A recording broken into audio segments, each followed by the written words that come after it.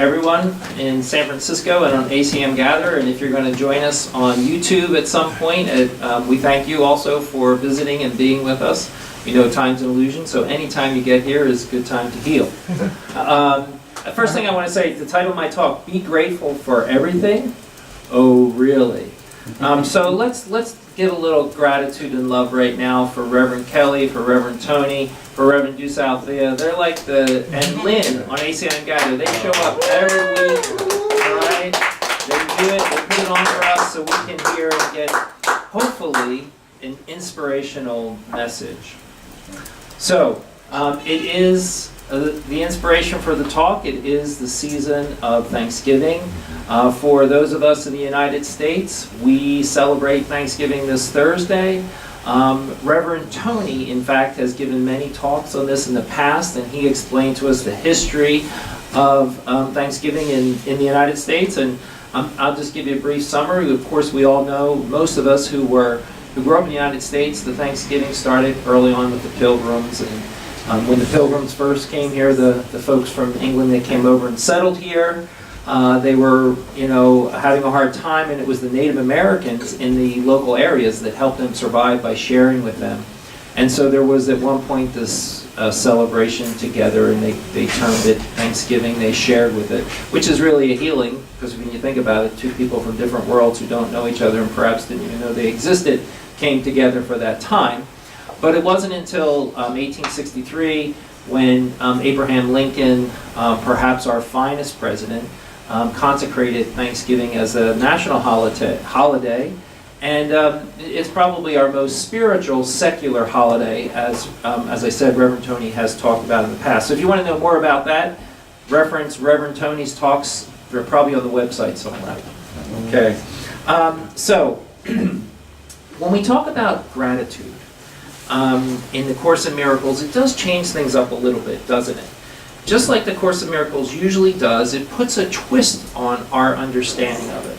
Now, I don't know about you, but for me, oftentimes people would always express gratitude in comparison to others.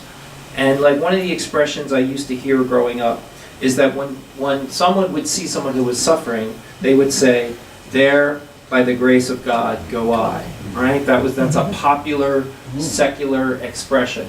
And basically what it was saying was, thank God that God hasn't, punished me with that form of suffering. Right? Somebody might have cancer, somebody might be homeless, somebody might be suffering from a disease or something that they're going through, the loss of a child. And that's what we would say. And when you think about that expression of gratitude, there's a lot of fear in it, isn't it? I mean, we're thinking like, oh my gosh, something down the line could happen to me, and God could punish me. And those are all kinds of like the old twist on things about that. The Course in Miracles, in the reading that Reverend Vincent gave for us today, says this: gratitude is a lesson hard to learn for those who look upon the world amiss. The most they can do is see themselves as better off than others. Right? And what are we doing there? We're comparing. Now, later in that lesson, there is a quote, and it says, "Love makes no comparisons." Mm-hmm. So the Course again is saying to us at every moment, we can be grateful. Now, of course, what was my quote? Oh, really? All right? Because we all know, right? We all know we have these experiences that we say, oh, really? I'm to be grateful for this. I'm to be grateful for this relationship breakup. I'm to be grateful for this financial crisis. I'm to be grateful for this disease. Oh, really? But we also know as Course students that these moments of challenge have great healing potential if we choose to take it. And I must say, as an aside, we might as well choose to take it then, because if not, the Course says we're going to get it again. All right? So people, get it now, okay? All right, let's do that. Okay. So I recently had this oh really experience. About a week to 10 days ago, I learned of the transition of a very dear friend of mine, Denise Peters. I had known Denise since 1989. She was a friend of mine. that I met through work. I was a teacher, I was a new teacher, and she was an English teacher at my school, and we became fast friends because we shared a common love of Greek history and mythology. And she was this just amazing teacher. And it's hard for me to imagine that she's actually gone. And what's interesting is that when I got the news that she had transitioned and passed, I heard her voice. I just heard her talking. Denise was a talker, and so it was really, I felt like, oh, what a gift from the Holy Spirit. And there was a great deal of love and gratitude that I have for her, and that I'll always hold in my heart. I was a new teacher and she had been teaching for several years, but she was one of those teachers that was just gifted. She was a no-holds-barred, the best English teacher I ever knew, and perhaps the best teacher I ever knew. And you should see on her Facebook page, there's hundreds of testimonies to her teaching. And for me, when I first started teaching, I was not a natural teacher. It didn't come to me naturally, and she provided a lot of support to me. And we became friends, and we shared our lives, and she was there for me, actually, when I was coming out to my family. And I've shared a little bit about this before. When I was coming out, there were some members of my family that didn't take it so well. And so she was a real source of support there. And there was another thing that was really funny, too, is that there was one time when the students knew that we were friends, and there was one time they were complaining about my teaching. And, they were saying, oh, he's boring, he's not, blah, blah, blah. And, Denise would try to counsel them, and, well, he's a new teacher, blah, blah. And finally she just said to them, you know what, he's a gorgeous man, just look at him.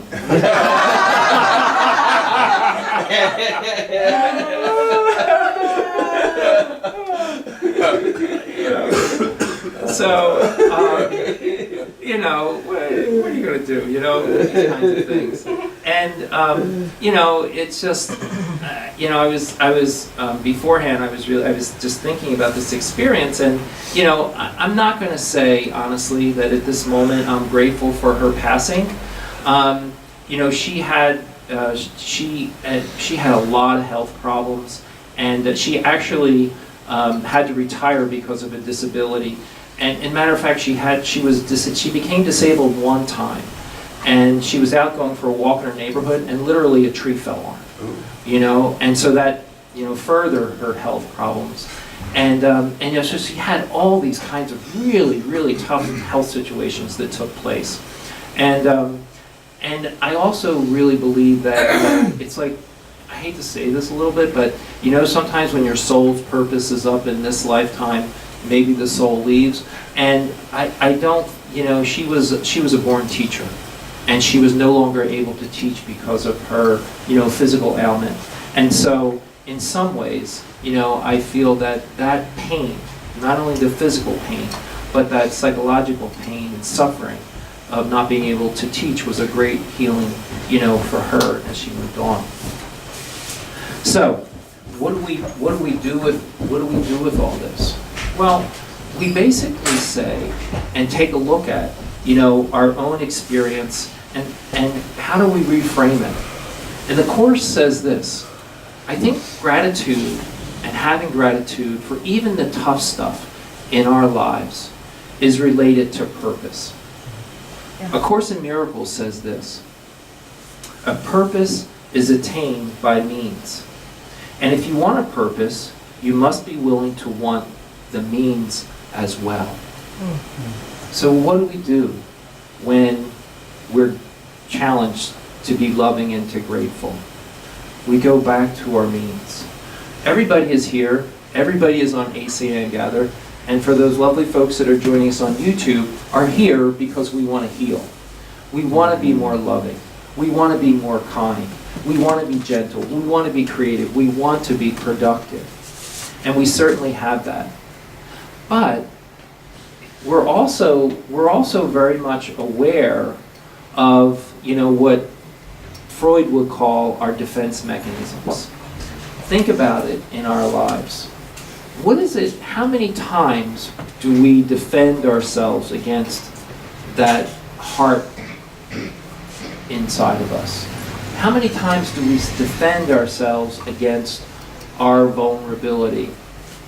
I was thinking about, I am also a coach in the San Francisco Gay Softball League.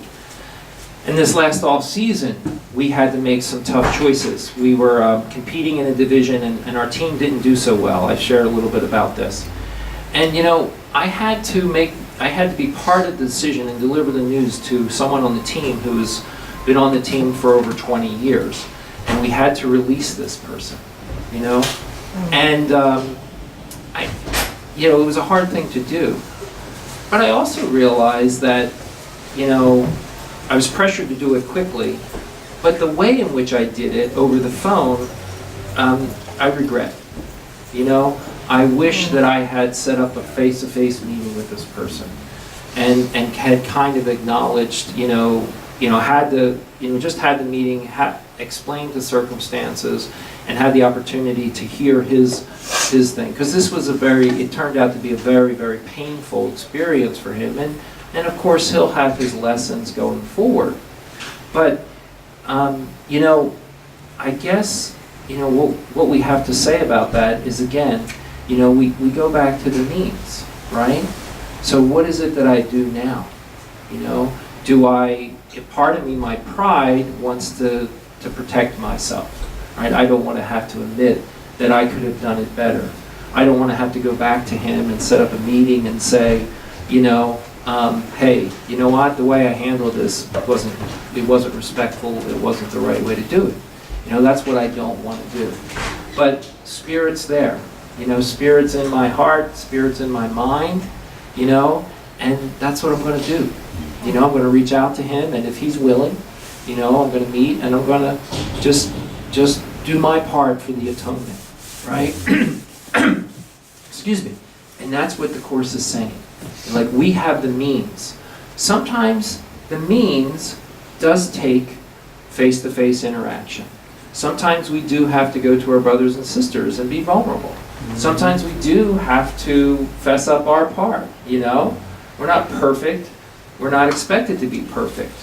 I was listening to Gary Renard has come out with his new book, and it's about Jesus and Buddha and their lifetimes. Apparently, according to Gary and his teachers, his master teachers, they spent different lifetimes together in different forms of relationships. And one of the things that he said in this book is that you'll see for both Jesus and Buddha the path that they had to their awakening and their enlightenment. And I believe, as Course in Miracles students, that we have to be willing to embrace that. Because I know sometimes for myself, not that I have to proclaim it to the world or for people that have no idea what the Course in Miracles is or anything like that, but I know that my spiritual practice is better when I embrace that. We had just recently met as a group, the board of the CMC. Reverend Tony talked about it. We embraced a new mission statement, and I think it expressed more clearly what it's about. But we embrace this idea that we're here to bring a teaching message to ourselves, to our brothers and sisters, our mighty companions, and to the world. And we embrace that. And in order to do that, we have to do all those things, which Spirit talks to us about. And sometimes it's the things that we least want to do, We're grateful for the things we least want to do. But what we know in our experience and in the way that we talk about in gratitude is that we heal and we feel better and we have a greater experience of love. I mean, that's what it's really all about, isn't it? Isn't it? Okay, when we have these different experiences, I mean, the Course says in our minds love is there, right? Even today's reading talked about the obstacles to peace.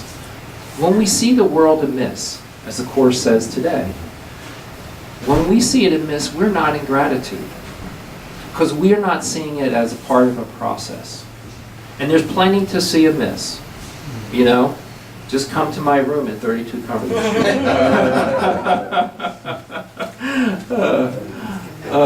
Reverend Tony is my inspiration, though. But, you know, it's easy to see that. It's easy to see, you know, the tax plan or the healthcare situation or the streets of San Francisco that increasingly are potholy. You know, maybe the word underneath that is whole, right? Holiness, right? Maybe there's something there. There's some lesson in every pothole that we have. So if we want to go back to gratitude, and if we want to really talk about being thankful, grateful in our lives, of course we're grateful for the blessings that we have, right? The blessings that we have are wonderful. You know, I look around the room, in this room, and you know, for me, there's no better place I come to where I feel more love and more acceptance and more tolerance as well. You know, because when I come here and I'm not in such a good state, you know, other people pick me up. You know, and I'm sure it's with other folks as well who study A Course in Miracles or are on a spiritual path, that they have those experiences as well.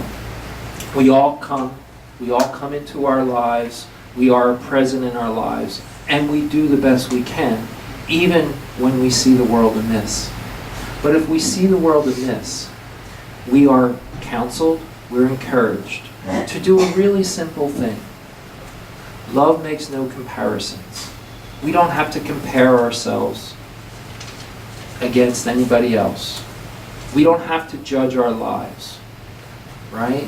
Remember what the Course in Miracles says. The Course in Miracles says we're oftentimes not the best judge of what is happening in our lives. Sometimes when we think we are taking 10 steps back, that is some of the greatest healing that we are experiencing. And what does that healing bring us? You know, I go back to my friend Denise, who, you know, obviously, I wasn't sure I could keep it together here, but I did. But, you know, my heart's broken a little bit. You know, it really is. But what is it that she taught me? You know, she taught me that you love people, however they are. And we know that by the response that her students had, that her colleagues had, right? She was real. She was professional. And she showed up. And so for today, when we talk about be grateful for everything, let's be grateful for everything. Let's be grateful for the love that we have in this room right now. Let's be grateful for all the love that we have in our family and extended family and family of choice. And let's be grateful for the villains, you know? Let's give it up for our villains. Right? Rudy, you're not my villain. All right. Well, sometimes in meetings you are. But I bet you I'm your villain sometimes too. No. But yeah, let's be grateful for the villains, right? They show us, you know, we're all one. They show us the dark side. And as we heal our perceptions of them, we are healed. So for this Thanksgiving, we are grateful for the blessings. And we're grateful for those that are not considered blessings, because that leads us to our healing. Remember, love makes no comparisons.